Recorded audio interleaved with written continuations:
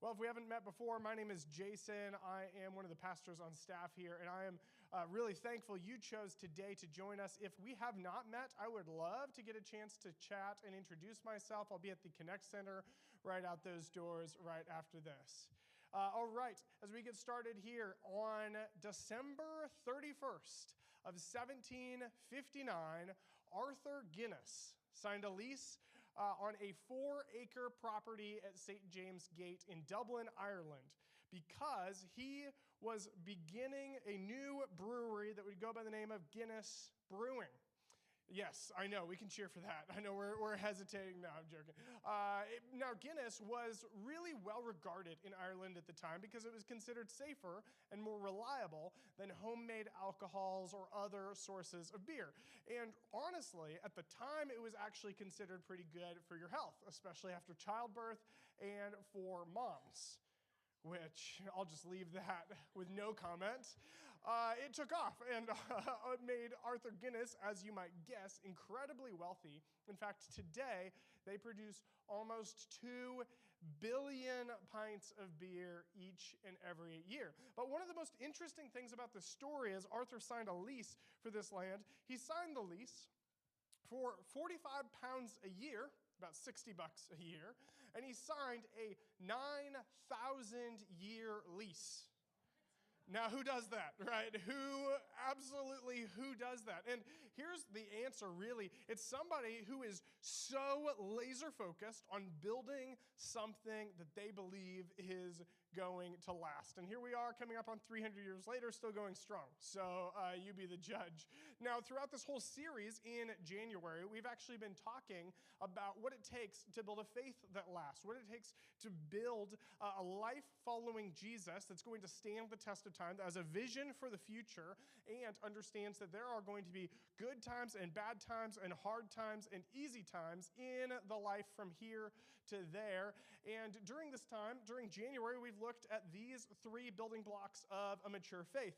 Now, if you haven't been here the last couple of weeks, I'll give you a quick recap, but you can also find all of these on our YouTube channel, Timberlake Church Duval. If you live at the church, you're going to get Justin Timberlake, which maybe is good for you. I don't know. It might be what you need today.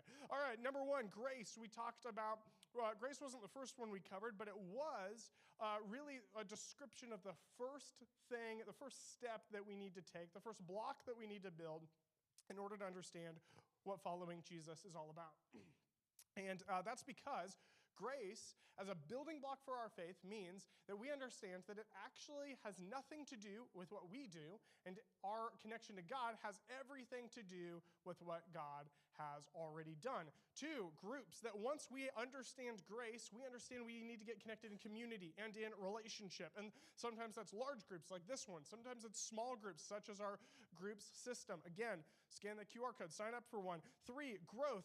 As we understand grace and we understand how important groups are, we get involved in really this, it's really a mindset where we understand we need to take responsibility for our own growth, but that really looks like walking in the new heart and the new way of living that Jesus gives us and being sensitive to and aware of that next step that is being handed to us, not trying to force our growth as we would imagine it. And then today, we're going to talk about how the next step to understand a mature faith is gifts. Now, you and I, we all have different gifts. We all have different quirks and oddities. Can anybody wiggle their ears? Anybody? We had a couple first service. Yeah, a couple here. Anybody double jointed? Yeah, okay, 1 or 2. Anybody cross their eyes? A couple people, yeah. Anybody else hear voices in their heads? Just me? Oh, okay. Oh, hey, I got someone in the back. Great. Whew. Now, you know this is true. Like you walk into a coffee shop, or you walk into an airport, or you walk just down the street of your neighborhood in Duval, and there are people who are nothing like you. Maybe they look nothing like you. They act nothing like you. God makes people with all kinds of variety. God doesn't mass produce humans. He creates all kinds. He creates some introverts and extroverts. He creates thinkers and feelers. He creates those who plan and those who love to be creative and spontaneous. And as we start to understand who we are and we start to understand our gifts, we actually also start to understand this, that we were made for a purpose. There's a man named Paul who wrote a lot of the New Testament of the Bible, and much of his writings was actually letters that he sent to people or to groups of people throughout the ancient Near East and like Greece and Rome, throughout the Roman Empire.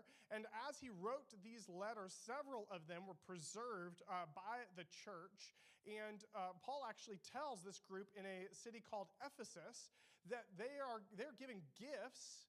But even though they understand grace and they understand groups and their community setup and they understand growth, that there's actually something else. They are made for something bigger than themselves. He says this, "For we are God's masterpiece. He has created us anew in Christ Jesus so that we can do the good things that he planned for us long ago." And I don't know if you've ever thought about this, but a masterpiece never makes itself. A masterpiece always has a reason that it was made. Without Leonardo DiCaprio, okay, just checking to see if you're awake, Leonardo da Vinci, we would never have the Mona Lisa. Without Frank Lloyd Wright, we would never have Falling Water House. It would just be like a waterfall in the woods, maybe a cool place to build a home, but not one of the most iconic homes of all time. Without Beethoven, we never would have had Symphony 9 and the foundation it laid for the future of music. Even the Pieta had a sculptor, Michelangelo, not the Ninja Turtle. And every one of these masterpieces had a maker. Every one of them had a purpose, and you have a maker, and that maker is God, and he has a purpose for you. In fact, Paul says it pretty clearly. He prepared you for good works, which he prepared in advance for you to do. This last week, as I was trying to understand gifts and really understand what's a helpful way to communicate this and for us to think about this as a community of faith, I was introduced to a book that had this helpful acronym, S.H.A.P.E. And this, I think, really understands what I mean when I say that we are here to understand our gifts. And in S.H.A.P.E., the S is for spiritual gifts. Now, if you're somebody who's new to church or you're just not really a church person, this is probably not a term that you've used a lot or heard used a lot. And really what it refers to is this idea that just like when you're born with some abilities, some things you're naturally going to be better at than others. When you are born again, meaning you begin to follow Jesus and you experience God living with you, alongside you, he gives you also some spiritual gifts. And so when you're born, you might learn that you're good at acting or at singing or you're athletic. These are natural gifts. But when you are born spiritually, you are also born with a spiritual gift, maybe more than one, from God. So Paul says this, he says a spiritual gift is given to each of us. So that, why? So that we can help each other. There are multiple passages that tell us all about spiritual gifts. Let me just give a list. This isn't even a comprehensive list, but these are the sort of things that Paul and others write about when they talk about spiritual gifts. Hospitality, this unique ability to make another person feel at home in your home or your place. Evangelism, this unique ability. Every one of us can learn to talk with other people about Jesus, but some people have a spiritual gift that makes talking about Jesus with people who maybe disagree with you or don't believe the same things as you easier and more effective. Mercy, which comes in all of these forms, but often shows up in the ability to show up and meet people where they're at, whether they deserve it or not, whether they know that they need it or not, but to give people what they need in moments where they might not even have earned it in any human way of thinking. Faith. Not just that I believe in God, but that I understand some vision of where God is going in my life or in my church or in my home or in my city. And I absolutely am convinced that God is going to show up and do just that.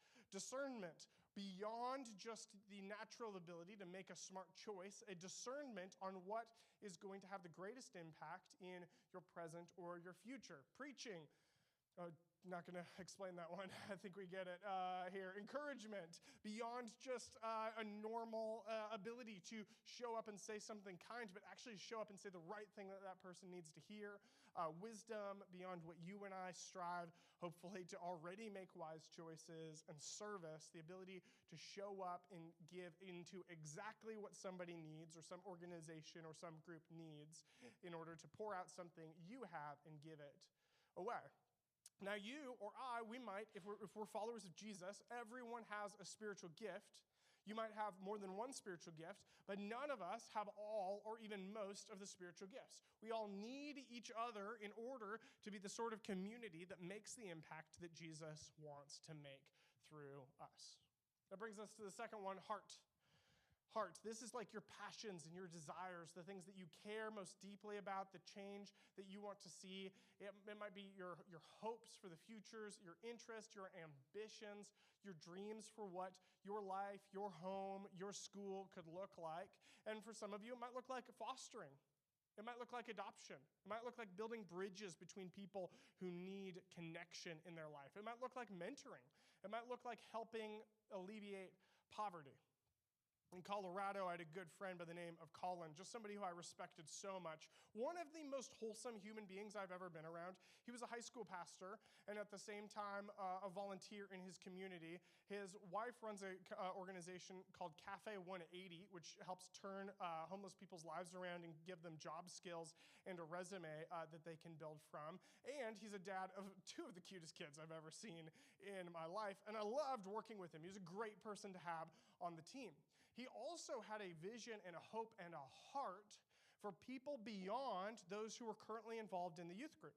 And there was a big youth group, between 100 and 200 people at any given time, and yet he had this heart to be able to change what it meant to engage with faith for people who were not involved in faith at all across the Denver metro area. And so when the area director job became available with Young Life, he went, and while we were all sad, none of us were surprised. He had a heart to go and engage people in this way. And you and I, we have been given a heart towards some things. We have ambitions and dreams to make a difference. And I don't know what it looks like for you, but this is part of your and my shape.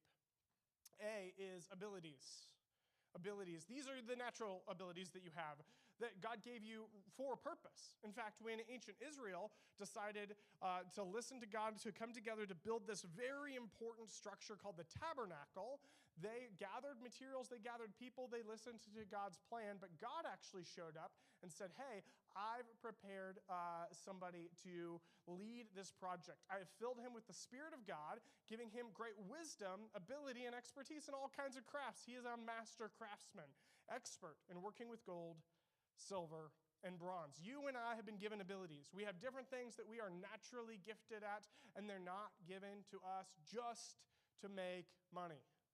I'm not saying using them to make money is a bad thing by any means, but they are not given to us just for the purpose of making money, but actually that we would be able to make a difference in our homes, in our church, and in our community.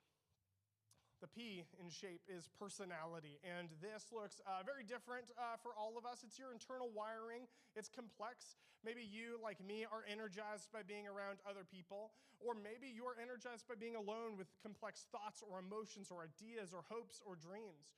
Maybe you have a really structured, planned approach to everything in your life, or maybe you're really spontaneous and you're really good at flipping on a dime. For me, I don't know if you relate to this, but I love telling jokes. I don't even care if other people laugh at them. Sometimes it's because they're not funny. Sometimes they are, and you're just wrong. Like, I don't know what to say. That was a good one, yeah. I love my own jokes. I love laughing at them, even if other people don't. My wife, I'm sure, is nodding over here. She's laughing so hard right now. Every one of us has a different personality. It makes you different, and it makes a difference when we use our personality in a place like this or wherever God has planted us. E is for experiences. And this one's unique because while God does, he steps in, he uses the fun parts of your life. He uses that promotion that you got this last year. He uses this next step that you're stepping into or this moment where you realized you have more than enough financially now. He uses that connection you have with your kid that you've been working hard or praying at, and now you're just having like these highlights of your life. God steps in and he uses to shape us. He also uses the hardest and most painful and stressful points in your and my story. In fact, we see from Paul, that same author we talked about before, this passage to another church in the city of Corinth. He says, all praise to God, the Father of our Lord Jesus Christ. God is our merciful Father and the source of all comfort. He comforts us in all of our troubles so that we can comfort others. When they are troubled, we will be able to give them the same comfort God has given us. The idea that whether you've experienced it yet or not, that God wants to and is willing to show up in the hardest moments of your life to reach in and to bring comfort in times that it feels like nothing could, that he wants to show up and be present with and close with you, and yet it's not just for you. That it is for you, you benefit from it, but that there's also a purpose behind it that you and I would be able to comfort others. The truth is that God wastes no part of your and my story. He uses the joy and the pain to shape us. And God shapes us to be a gift to others. The truth is that if I never volunteer, if I never show up, if I never participate in local or global outreach, I won't grow in all of the ways that God wants me to grow. If I'm not using my gifts and learning my gifts and giving those to others, I will not grow. Look, it's a little bit like if you have a young adult living in your house and there's no expectations, they don't do any chores, and they don't pay any rent, and they just live there, and you expect them to learn from that experience. And I'm sorry, young adults, some of you are going to get some chores tonight. But you expect them to learn from this experience how to run their own apartment or their own home when they move out. They're never going to grow up. And the same thing's true when God gives you a shape and he gives you gifts and abilities, and you don't have the opportunity, or you choose not to step in and use them. In fact, Paul would remind us that you and I, we were created for good works. When you serve here on a volunteer team across our teams, you are participating in good works. But when you show up at your kids' Little League team and you help out and you volunteer, when you show up at the student store at Cedar Crest or at Tolt, when you show up and you choose to jump in and coach and volunteer, you are doing good works. And so what I want to do here is I want to be crystal clear. And so I know I'm going to oversimplify this just a little bit, but hang in with me through it. The building blocks for a mature faith look like this. Grace, I understand that none of it's what I earned and all of it's what God earned. Groups, that I understand that I will never thrive in isolation. Growth, that I am both responsible for my growth, and it is God who puts it in my heart and gives me the direction that I'm supposed to walk. And gifts, that I have a shape that I have been designed with as a masterpiece on purpose and for a purpose. So these are the building blocks, and I often have people come to me and they say, I'm doing these things. Like, often I have this conversation. I'm doing these things and I am not growing. I'm not being fed. Church feels hollow. I'm not getting what I need out of this. And so what I want to do is I want to add a fifth G to our 5 building blocks today. That growth is all about giving back. Our final G here is generosity. Now, I know we associate generosity with financial giving, but generosity is a huge amount more than that. Here's what I want to describe today. We're talking about a posture of the heart that turns what God gave me, the gifts that we have been talking about, into gifts for other people around me. And actually, generosity flows from our view of God. That when you understand that everything that is good in your life has been given to you for your blessing and for your benefit and for your enjoyment, you also come to realize that you are the person who, for somebody else, maybe it's your kids, maybe it's outside of your family, maybe it's in your church, maybe it's in the broader community, that you can show that same kind of generosity towards. When I see God as the giver of all things, I grow an abundance mentality. I'm not anxious about running out of things because I understand there's always more where that came from if it came from God.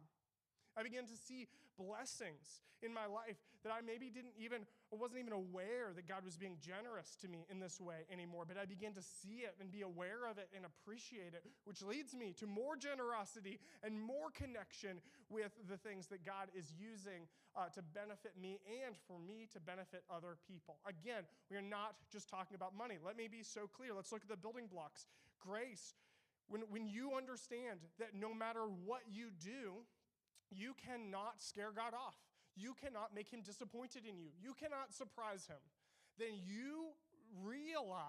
I realize that when my son does something that frustrates me, that's absurd, that I think's ridiculous, me snapping at him does not reflect God's grace towards me.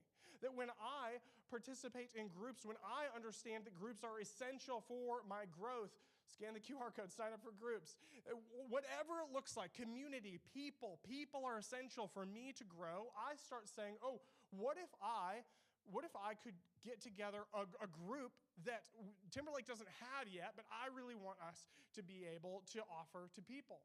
When I understand that my growth is something that takes me being listening to and understanding the new heart that God puts in me, and then walking in that path, that I might say, oh, I need to show up and I need to mentor someone. I need to show up in our middle school or high school ministry and offer a Bible study or help some students grow. I need to show up and help others through their growth. When I see my gifts, when I learn my gifts, maybe in an environment like groups where there's other people who get to know you and they can affirm those gifts in you, then I can start using that shape that we talked about before to make an impact in the little plot of land that God gave me, and make an impact together as a church that's far more than any of us could make by ourselves. So generosity is about living each of these out in a way that is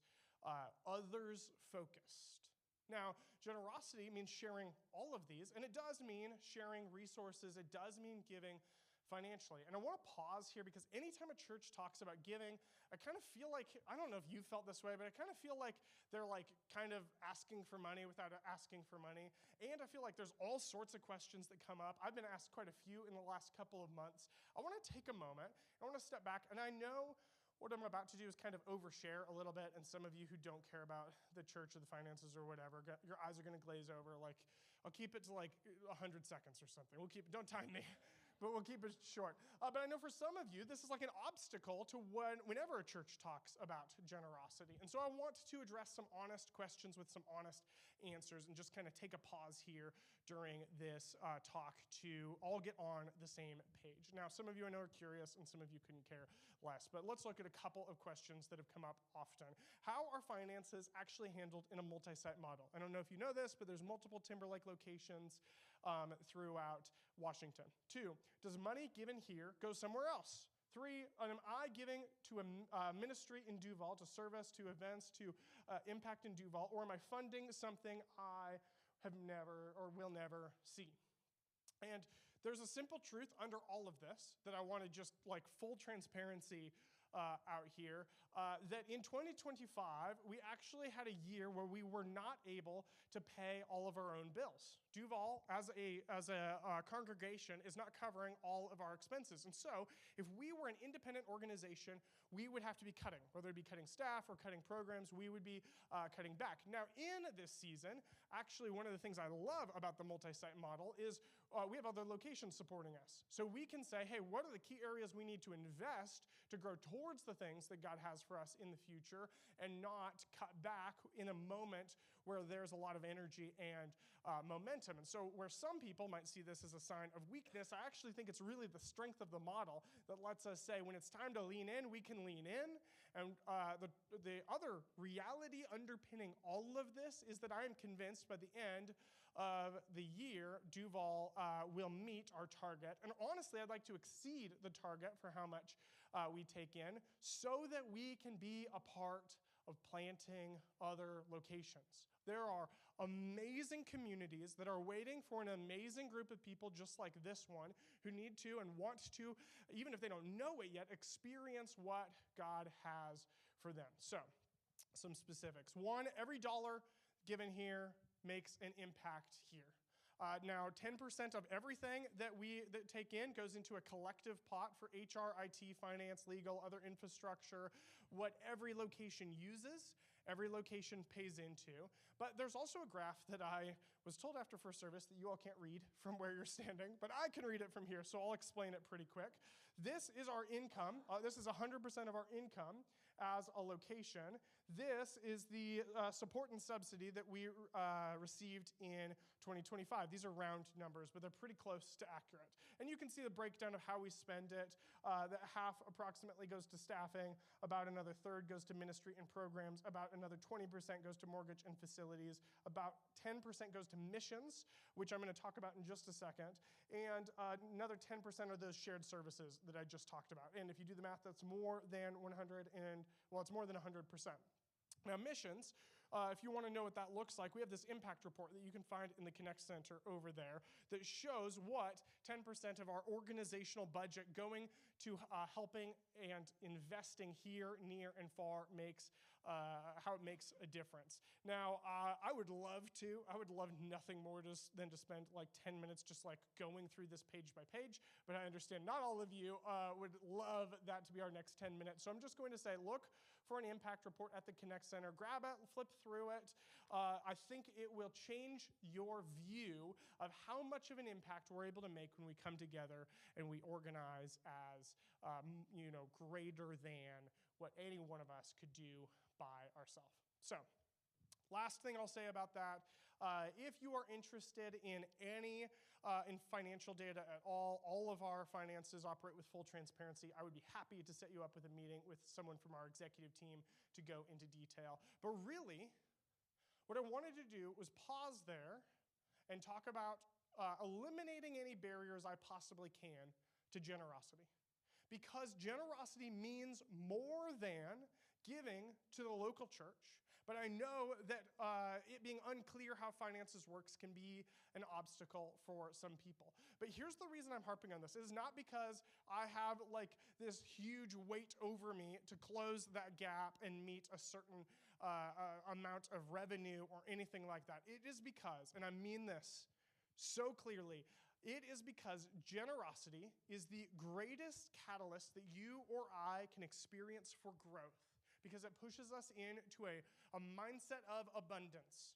So if giving to the church has an obstacle for you, I don't care if you give here.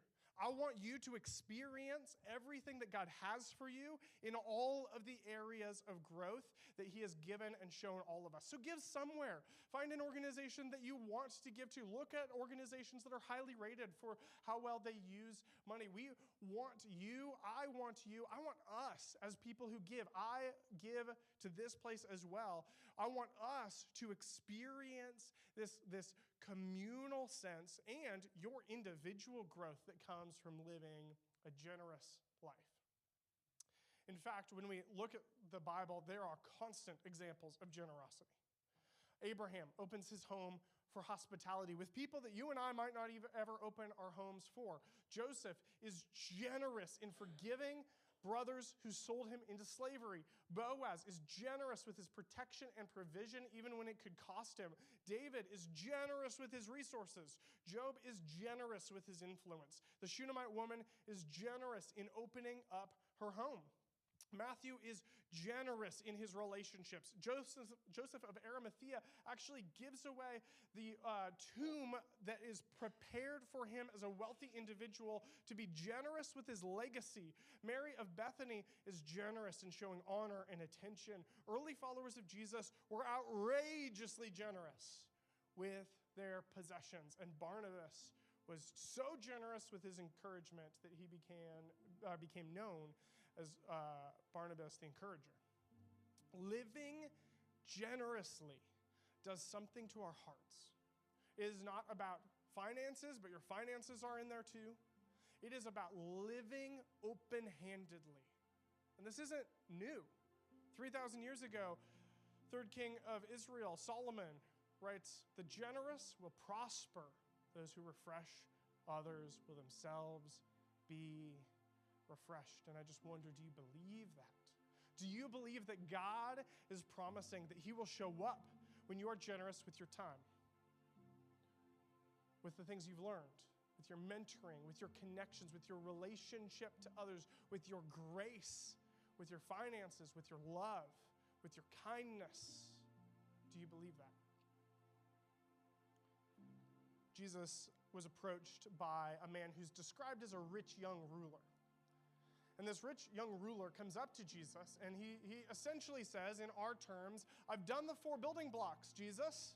I understand grace, and I understand groups, and I understand growth, and I understand my gifts. What is there left for me to experience heaven? And Jesus, looking at the man, felt genuine love for him. But he says this, out of this genuine love, there is still one thing you haven't done, he told him. Go and sell all your possessions and give the money to the poor, and you will have treasure in heaven. And then come and follow me. This is not a command for you and I to go sell our house tomorrow. This is a bit of a cautionary tale, because this man turns away and he walks off sad. You and I can hold on to something, and I'm not saying it's money. Maybe it's time. Maybe it's affection. Maybe it's vulnerability. But hold on to it so tightly that we walk away sad from the future and the hope and the heaven that Jesus wants you and I to experience, not just someday, but today. Generosity unlocks something inside of us. Following Jesus is about living open-handed and generous. So if in 2026 you want to experience growing in your faith, you want to experience everything that God has for you, not just part of it, not just some of it, not just 10%, not just 90%. You want to experience all of what God has for you. Your challenge today is to take some next step of generosity. And if it feels like I'm asking this for the benefit of our organization, find another place to do it. If you want easy places to take these next steps here, we would love to help you do that. Our goal is that you would be able to experience everything that God has for you in 2026. So maybe this week it's time to have a conversation, maybe first with God, then with your family, to say, what does generosity look like? My time, in my thought life, in my emotions, in my gifts, in my grace, in my resources, so that I don't walk away sad from the experience of heaven, starting now, starting whenever you started to follow Jesus, and growing into eternity. That you and I would be able to experience presence and connection that's unlike anything we have felt or known before.